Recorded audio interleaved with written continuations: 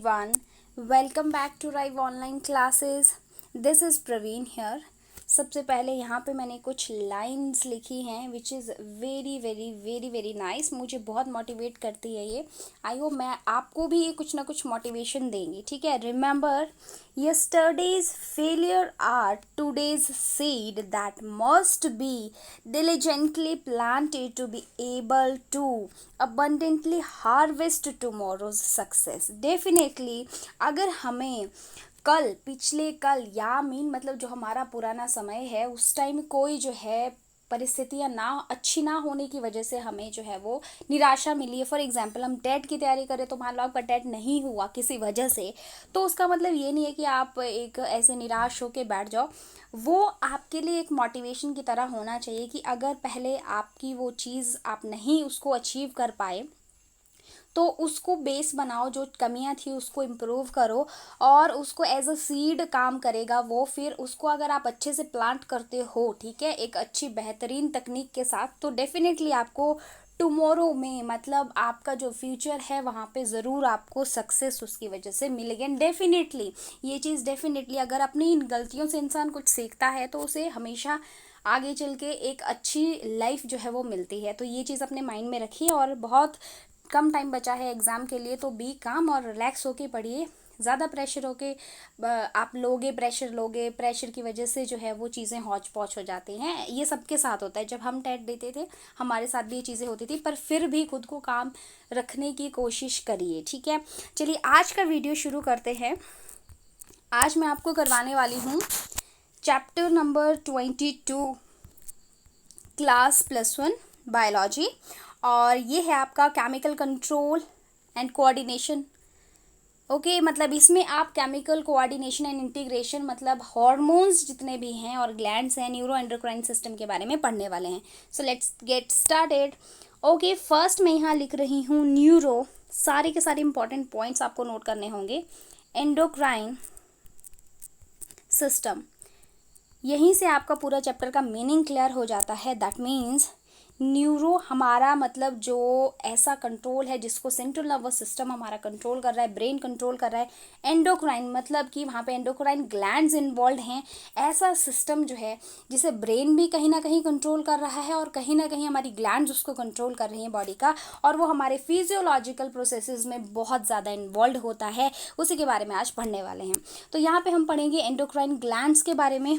तो हमें पता है जो ग्लैंड्स होती हैं वो मेनली जो है स्टूडेंट 3 टाइप्स की होती हैं. As I told you earlier, one is exocrine gland, second is endocrine gland. मैं फुल नेम नहीं लिख रही हूँ यहाँ पे just to save the time. And heterocrine gland.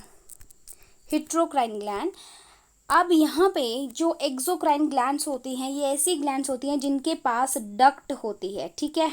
और ये ग्लैंड जो है एंडोक्राइन, ये डक्टलेस होती है. ये जो है मिक्स होती है. इनके पास डक्ट भी होती है और ये एज एंडोक्राइन एक्सो दोनों एक्ट करती हैं. एंडो प्लस जो है एक्सो दोनों ये हिट्रोक्राइन ग्लैंड्स एक्ट करती हैं. ओके, नाउ ये जो है इनके पास डक्ट होती है मतलब इनके पास पाइप लाइक स्ट्रक्चर होता है जिससे इनकी स्क्रीशन टारगेट ऑर्गन तक पहुंचती है. फॉर एग्जाम्पल ये कोई ग्लैंड है, एक्सोक्राइन ग्लैंड है, और यहाँ पे कुछ जो है हार्मोन बनता है जिसको कहीं दूसरे ऑर्गन तक जाना है. इस ग्लैंड से इसको जाना है अपने टारगेट ऑर्गन तक. अब इसके पास पाइप लाइक स्ट्रक्चर है, ये वाला आप देख पा रहे हैं, ये वाला स्ट्रक्चर. तो इसी को हम डक्ट कहते हैं. ठीक है. एक्सो मतलब इसको अपनी जगह से कहीं बाहर जाना है. एक्सो वर्ड आपने याद रखना, बाहर जाना है, इसलिए डक्ट्स, ग्लैंड विद डक्ट्स ऐसे क्वेश्चन में आता है तो आपका आंसर हो जाएगा एक्सोक्राइन ग्लैंड. अगर मान लो वहाँ पे एंडोक्राइन ग्लैंड है, अब इसके पास डक्ट नहीं होगी और टारगेट ऑर्गन मान लो यहाँ है, तो यहाँ तक अब उसकी स्क्रीशन कैसे पहुँचेगी? तो इसके आसपास जो ब्लड वेसल्स होंगी जिनके अंदर क्या होगा, ब्लड सेल्स होंगी. ठीक है. तो उस हार्मोन की स्क्रीशन यहाँ से ब्लड में चली जाएगी. यहाँ से कहाँ चली जाएगी? ब्लड में. और फिर वो ब्लड के थ्रू, ठीक है, इस ब्लड के थ्रू जो है वो टारगेट ऑर्गन तक पहुँचेगा. ठीक है. क्योंकि इसके पास डक्ट नहीं नहीं है, इसलिए इसको किसका सहारा लेना पड़ा, ब्लड का, ठीक है। ब्लड स्ट्रीम के थ्रू ये टारगेट ऑर्गन तक पहुंचता है। ओके, एंडो मतलब अपना हार्मोन स्क्रीट तो किया, लेकिन वो एंडो मतलब अंदर ही रह गया, उसके पास डक्ट नहीं है, ब्लड ने उसको फिर हेल्प किया। इस तरीके से आप याद रख सकते हो, ठीक है। अब चलिए हार्मोन की बात करते हैं स्टूडेंट्स। तो हार्मोन क्या है, एक ऐसा मॉलिक्यूल है, आप केमिकल कह सकते हैं उसको, जो कि नॉन न्यूट्रिएंट है, ठीक है। नॉन न्यूट्रिएंट केमिकल है, मतलब इससे कोई न्यूट्रिशन नहीं मिलती हमें, बट ये क्या करता है, ये बहुत इम्पॉर्टेंट रोल प्ले करता है हमारी बॉडी में, और ये बहुत ही कम अमाउंट में प्रोड्यूस होता है बॉडी में। ग्लैंड्स तो हैं, ग्लैंड्स तो प्रोड्यूस करती ही हैं हार्मोन्स, ठीक है। ग्लैंड हार्मोन प्रोड्यूस करती हैं, पर कुछ ऐसे ऑर्गन्स भी हैं बॉडी के जो हार्मोन्स प्रोड्यूस करते हैं, लाइक किडनी हो गया, लिवर हो गया, हार्ट हो गया, जिनको हम आगे डिस्कस करने वाले हैं, वो भी हम पढ़ेंगे। अब यहाँ पे इस चैप्टर में आपके जो हार्मोन्स हैं एंडोक्राइन, ठीक है, एंडोक्राइन जो है हार्मोन्स के बारे में हम पढ़ने वाले हैं, ठीक है। एंडोक्राइन हार्मोन्स जो एंडोक्राइन ग्लैंड से निकलेंगे। चलिए सबसे पहले बात कर लेते हैं हम किस ग्लैंड की, हाइपोथैलेमस की। एक एक ग्लैंड का हेडिंग डालो, उससे रिलेटेड पॉइंट्स लिखते चलो। हाइपोथैलेमस ये कहाँ प्रेजेंट होता है, ब्रेन में प्रेजेंट होता है, just beside the pituitary gland. अब क्या होता है, मास्टर ग्लैंड पिट्यूटरी ग्लैंड को बोलते हैं, लेकिन स्टूडेंट पिट्यूटरी ग्लैंड को भी एक और ग्लैंड कंट्रोल करती है, दैट इज हाइपोथैलेमस। इसीलिए हाइपोथैलेमस को मास्टर ग्लैंड कहते हैं, ठीक है। नेक्स्ट आप इससे क्वेश्चन अभी हाइपोथैलेमस से ही लिखेंगे। हाइपोथैलेमस से एक हार्मोन स्क्रीट होता है सोमैटोस्टैटिन, ठीक है। पहली बात, हाइपोथैलेमस जो है पिट्यूटरी ग्लैंड को बोलती है कि इस हार्मोन की ज़रूरत है, ये काम करो, ठीक है, यही हाइपोथैलेमस का काम है। लेकिन अगर हाइपोथैलेमस को ये भी कहना है कि बस पिट्यूटरी ग्लैंड जितना चीज़ चाहिए था वो हो गया, अब अपनी स्क्रीशन बंद कर दो, अब नहीं चाहिए, तो ये काम भी हाइपोथैलेमस उसको बोलेगा। तो हाइपोथैलेमस सोमैटोस्टैटिन हार्मोन स्क्रीट करेगी ताकि इनहिबिट हो जाए, inhibit the release of growth hormone from pituitary. किस हार्मोन के लिए, ग्रोथ हार्मोन के लिए। ग्रोथ हार्मोन को बंद करना है, स्क्रीट होना बंद करना है उसका, तो क्या करेगा, ये बोलेगा किसको, पिट्यूटरी ग्लैंड को, ठीक है। I think you are getting my point. Next question आते हैं आपके सबसे ज़्यादा पिट्यूटरी ग्लैंड से भी आते हैं, वैसे और ग्लैंड से भी आते हैं, पिट्यूटरी ग्लैंड से काफ़ी ज़्यादा हार्मोन्स क्योंकि स्क्रीट होते हैं तो क्वेश्चन भी ज़्यादा बनते हैं। फर्स्ट आप लिख लीजिए प्रोलैक्टिन। बहुत इंपॉर्टेंट पोर्शन है लैक्टेशन टॉपिक, और 2 क्वेश्चन बहुत कॉमन यहाँ पे रहते हैं, एमसीक्यू आपसे पूछे जाते हैं और बार बार रिपीटेड क्वेश्चन ये हैं।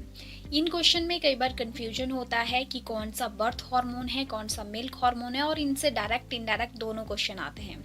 तो ये जो पूरा प्रोसेस रहता है, प्रोसेस ऑफ लैक्टेशन और कॉन्ट्रैक्शन ऑफ मैमरी ग्लैंड, ये सब हम यहाँ डिस्कस करने वाले हैं। साथ में इनसे जो एमसीक्यूज कॉमन है वो भी मैं आपको बताने वाली हूँ। तो जो कॉमन एमसीक्यू रहता है, फर्स्ट है which hormone stimulates the secretion of milk in female. तो यहाँ पे आपने दो वर्ड इसमें यूज होते हैं, एक स्क्रीशन और एक इजेक्शन, 2 वर्ड। अगर स्क्रीशन मतलब कौन स्क्रीट कर रहा है, कौन प्रोड्यूस कर रहा है, कौन बना रहा है, तो वो हार्मोन है आपका प्रोलैक्टिन। हमेशा याद रखना, प्रोलैक्टिन जब प्रेगनेंसी कंसीव होती है उस टाइम से ही वो क्या करता है, मेमोरी ग्लैंड्स की डेवलपमेंट, ठीक है, साइज इंक्रीज करना और साथ में उसके अंदर जो है मिल्क की स्क्रीशन करना, वो उसका काम होता है। बट स्टिल क्योंकि प्रेगनेंसी के टाइम जो प्रोजेस्टेरॉन हार्मोन और एस्ट्रोजन हार्मोन होते हैं फीमेल्स में, उनका लेवल बहुत ज़्यादा हाई होता है। Due to this high level of progesterone and oestrogen, जो मेमोरी ग्लैंड में प्रोडक्शन ऑफ मिल्क है वो नहीं हो पाती है। फिर जब बेबी बर्थ हो जाता है तो उसके बाद प्रोजेस्टेरॉन और एस्ट्रोजन का लेवल एकदम से डाउन हो जाता है। फिर जो है प्रोलैक्टिन की हेल्प से मैमरी ग्लैंड्स में मिल्क स्क्रीशन होता है, राइट। तो ये हो गया मिल्क स्क्रीशन के बारे में, और इसका राइट आंसर हो जाएगा प्रोलैक्टिन। दूसरा क्वेश्चन हमारा है which is called milk ejection hormone, या इसको ऐसे भी पूछा जाता है which hormone is responsible for the milk ejection, तो ये ऑक्सीटोसिन हो जाएगा। ये कॉन्ट्रैक्शन ऑफ मैमरी ग्लैंड के लिए रिस्पॉन्सिबल होता है, जिसकी वजह से मिल्क जो इजेक्शन है मैमरी ग्लैंड से वो होती है, राइट। अगर हम इसका प्रोसेस देखें तो यहाँ पे क्या होता है कि जब बेबी जो है वो मैमरी ग्लैंड्स को सक करता है तो वहाँ से सिग्नल जाता है कौन सी ग्लैंड को, पिट्यूटरी ग्लैंड को, और हमारी जो नर्वस सेल्स होती हैं वो नर्व सेल स्टिमुलेट हो जाएंगी और स्क्रीट होगा वहाँ से क्या, ऑक्सीटोसिन, और वो फिर क्या करेगा, मसल को कॉन्ट्रैक्ट करेगा मैमरी ग्लैंड के, जिसकी वजह से इंजेक्शन ऑफ मिल्क होगा ब्रेस्ट से। एक और पिक्चर मैंने यहाँ पे ऐड की है जहाँ पे आप देख सकते हो कि प्रोलैक्टिन हेल्प कर रहा है मिल्क प्रोडक्शन में और ऑक्सीटोसिन हेल्प कर रहा है मिल्क इजेक्शन में। ठीक है, पॉजिटिव फीडबैक चलता है हमारा कि फीडबैक मीन्स जब तक बेबी को ज़रूरत है मिल्क की तब तक मिल्क स्क्रिशन होगा, हार्मोन्स का एक्शन होगा, उसके बाद ये प्रोहिबिट हो जाएगा प्रोसेस। एक और इम्पॉर्टेंट क्वेश्चन आता है, type of immunoglobulin present in colostrum only in mother milk. Antibody A है, इम्यूनोग्लोबुलिन ए है, ये सिर्फ और सिर्फ मदर मिल्क में प्रेजेंट होती है। और यहाँ पे वर्ड जो क्लोस्ट्रम यूज हुआ है दैट इज, क्या है क्लोस्ट्रम, जो मदर मिल्क है जब जस्ट आफ्टर पार्चुरेशन वर्ड हम यूज़ करते हैं बेबी बर्थ के लिए।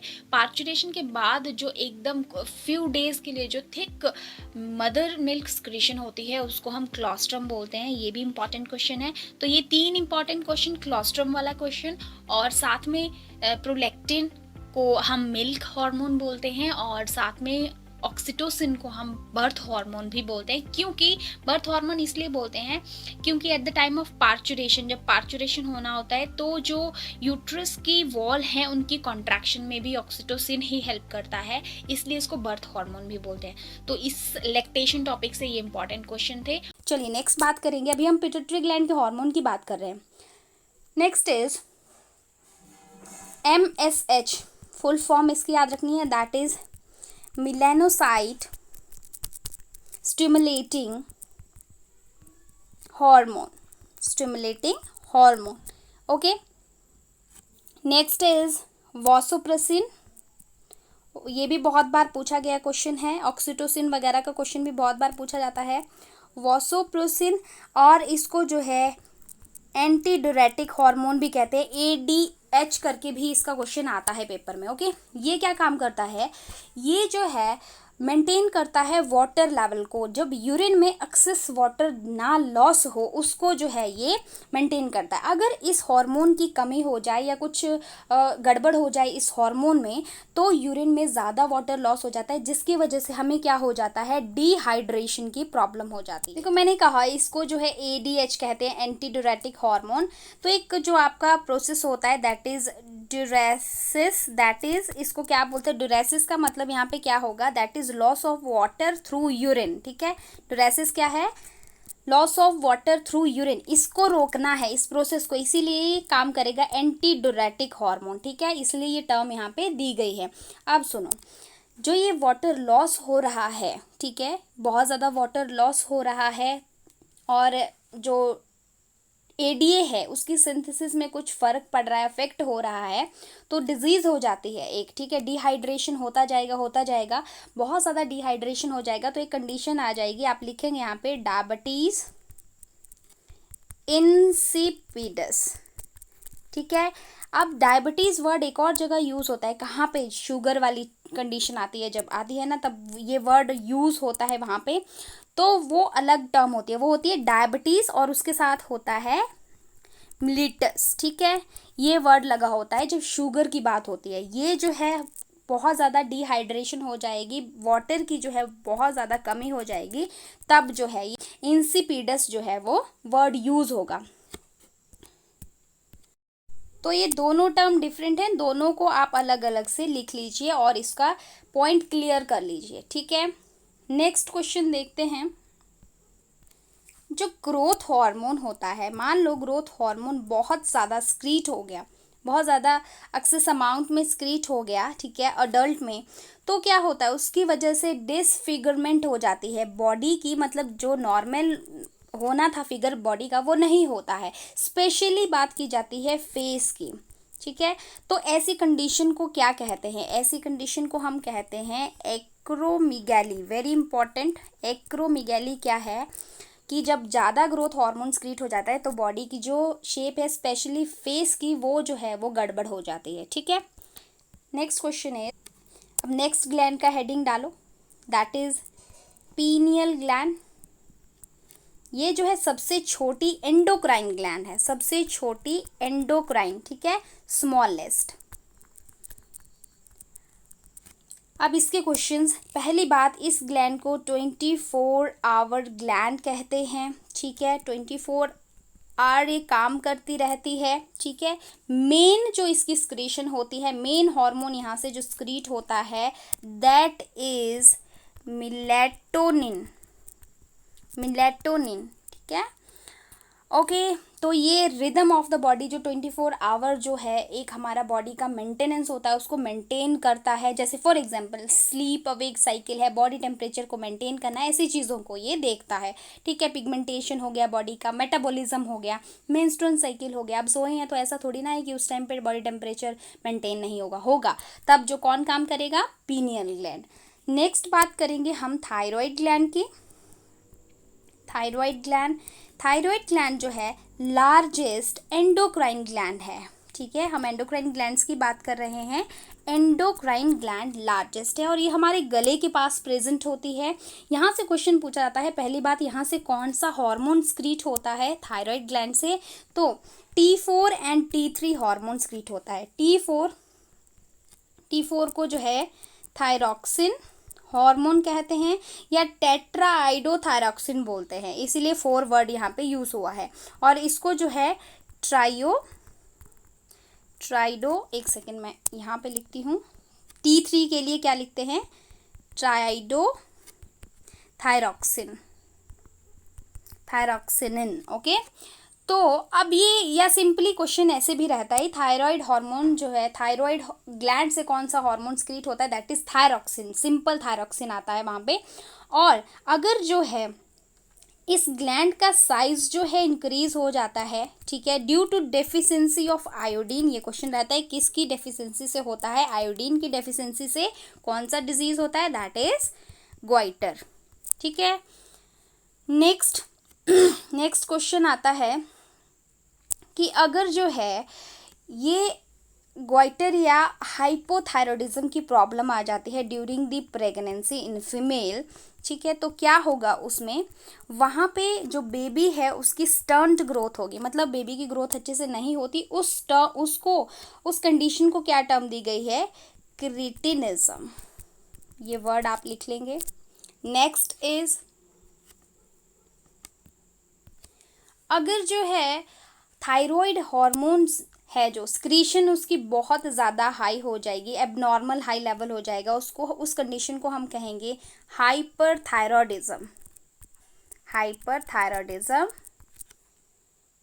नेक्स्ट इज, इसी से हम क्वेश्चन करेंगे, अगर मान लो थायराइड ग्लैंड है, इसका साइज भी इंक्रीज हो गया है, साइज जो है एबनॉर्मल साइज बहुत बढ़ गया है, और क्या हो गया है, अगर मान लो आई बॉल पे अफेक्ट पड़ा है, मेटाबॉलिक रेट जो है वो भी बढ़ गया है, वेट लॉस हो गया है, सारी कंडीशंस को, जितनी भी मैंने कंडीशंस बोली उनको मिला के एक टर्म दी गई है, दैट इज़, उसको हम बोलते हैं ग्रेव्स डिजीज, ठीक है, ये नाम लिख लेंगे आप।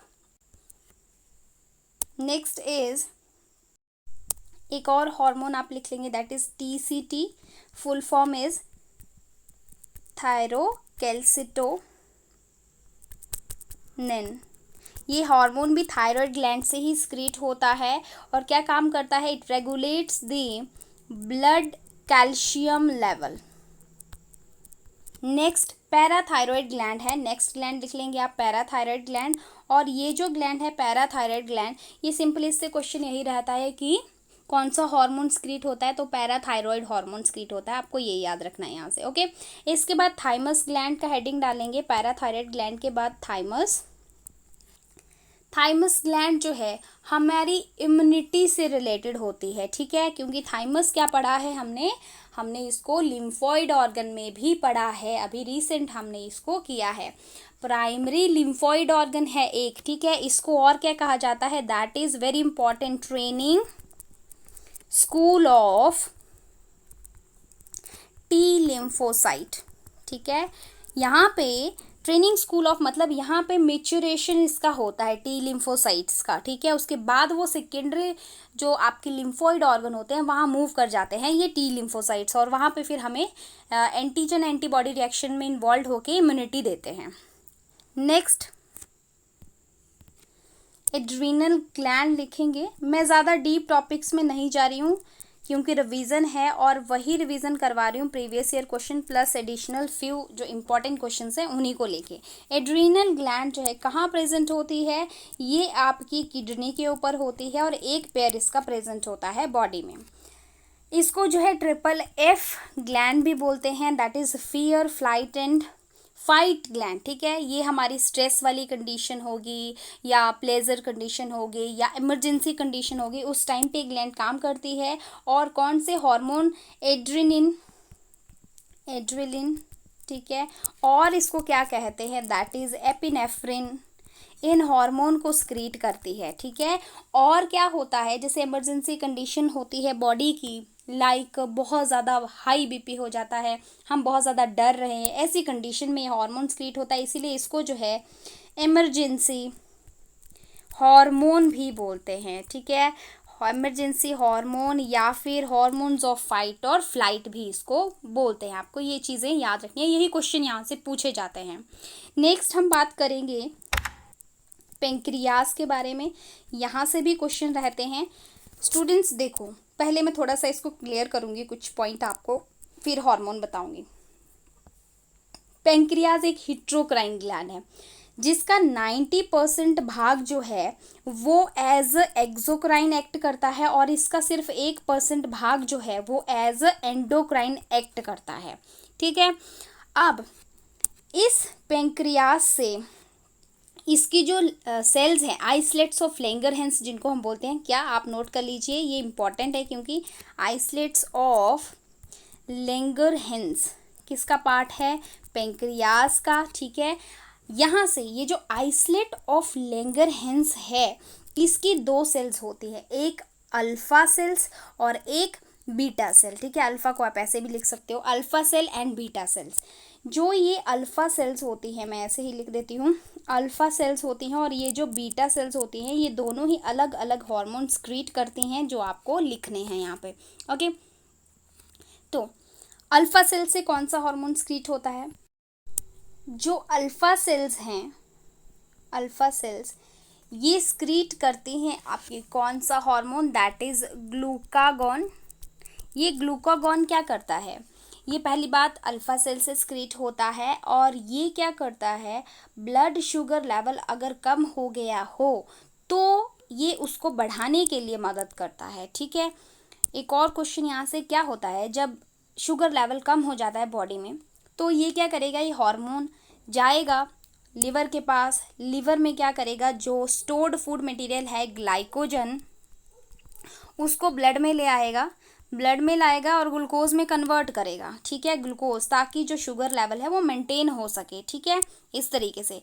अब जो है यहाँ पे जो ग्लाइकोजन जो है कन्वर्ट हो रहा है ग्लूकोज में, ठीक है, इस प्रोसेस को हम कहते हैं ग्लाइकोजिनोलाइसिस, ठीक है। ये भी ध्यान रखना है आपने, विच इज़ इम्पॉर्टेंट, ये भी क्वेश्चन आता है ऑप्शंस में, ओके। अब देखो, अगर जो है ग्लूकोज बन रहा है लेकिन अमाइनो एसिड से बन रहा है और फैट मॉलिक्यूल से बन रहा है अगर, तो हम टर्म यूज़ करेंगे दैट इज़ ग्लूकोनियोजेनेसिस, ठीक है। ग्लूकोजिनोलाइसिस बोला पहले, अब मैं बोल रही हूँ जीनोलिसिस, ठीक है, ये चीज़ ध्यान रखेंगे, ग्लूकोनियोजेनेसिस बोल रही हूँ और दोनों टर्म अलग हैं, दोनों में कंफ्यूज नहीं होना है, ठीक है। Next is insulin, beta cells हैं जो वो स्क्रीट करेंगे आपकी इंसुलिन। अगर जो है शुगर लेवल जो है इंक्रीज हुआ है उसको क्या करना है, कम करना है, तो इंसुलिन स्क्रीट होगा बॉडी में, राइट।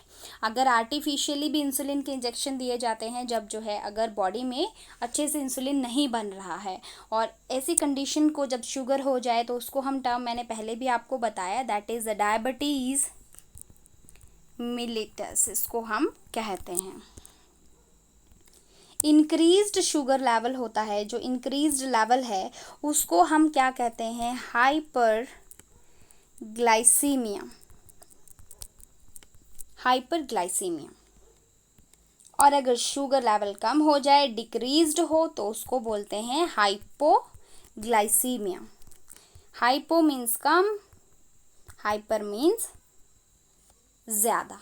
ओके, ये दो टर्म्स भी आपको ध्यान में रखनी है। इसके बाद दिया हुआ है आपका टेस्टिस। तो टेस्टिस जो है वो एज ए गोनेड एक्ट करता है बॉडी में, ठीक है। तो वहाँ पे जो है एंड्रोजन हार्मोन इन्वॉल्व होता है, जो कि आपके स्पर्मेटोजेनेसिस में इन्वॉल्व होता है। और फीमेल्स में जो है ओवरी दो हार्मोन प्रोड्यूस करती है, ईस्ट्रोजन एंड प्रोजेस्ट्रॉन।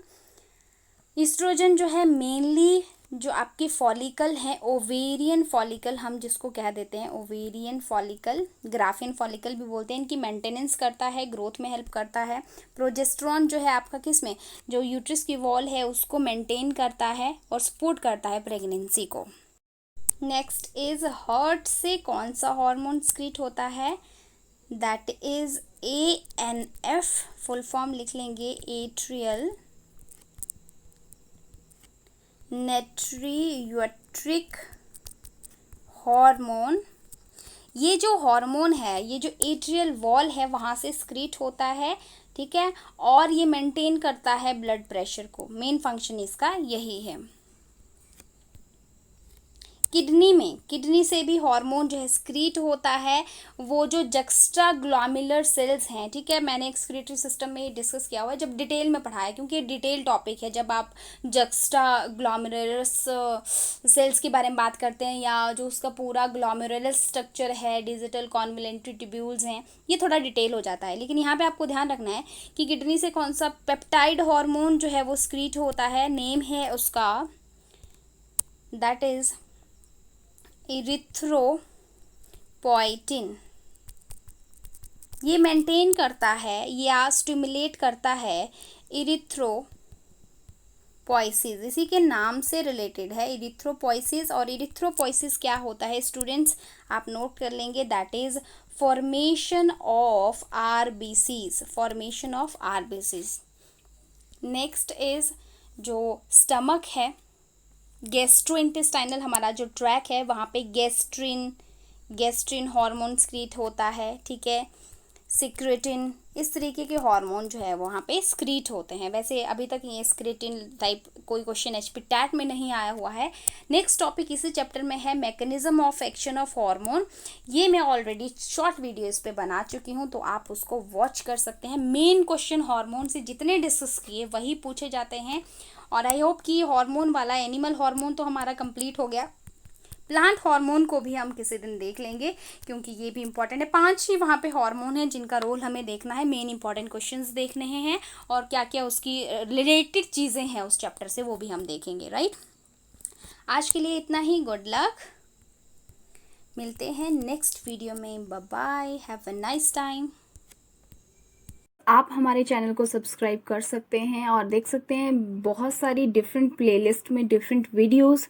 जैसे कि मैं आपको यहाँ बता दूं कि हमने टॉप 100 NCERT क्वेश्चन की सीरीज़ जो है, जिसमें क्लास वाइज, ये क्लास +2 के लिए सीरीज़ सेपरेट है, जिसमें हम बहुत सारे चैप्टर्स कर चुके हैं और अपकमिंग डेज में नेक्स्ट चैप्टर भी कंप्लीट कर लेंगे। इसके बाद एक सीरीज़ यहाँ पे इंपॉर्टेंट आपको मिलती है, जो है टारगेट HPTAT बायोलॉजी सेक्शन के लिए। इसमें जो है बायोलॉजी रिलेटेड जितने भी अकॉर्डिंग टू HPTAT क्वेश्चन जो है वो डाले गए हैं, वो क्लास +1 क्लास +2 के अकॉर्डिंग और प्रीवियस ईयर क्वेश्चन के अकॉर्डिंग है।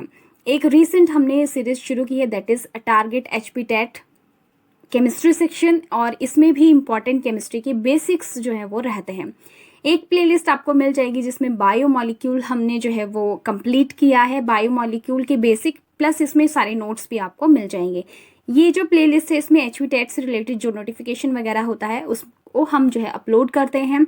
इसके बाद जो है बायो बूस्टर सीरीज आपको मिल जाएगी वेरी इंपॉर्टेंट टॉपिक्स के लिए, जिसमें आपको कुछ टॉपिक्स की ट्रिक्स और हैक्स में मिलेंगे। इसके बाद बायोलॉजिकल क्लासिफिकेशन को हम कंप्लीट कर चुके हैं, सारे इंपॉर्टेंट क्वेश्चन विद नोट्स आपको इसमें मिल जाएंगे। क्लास +1 की टॉप 100 NCERT की सीरीज आपको मिल जाएगी, जिसमें जो है हम काफ़ी ज़्यादा चैप्टर कंप्लीट कर चुके हैं क्लास +1 से भी।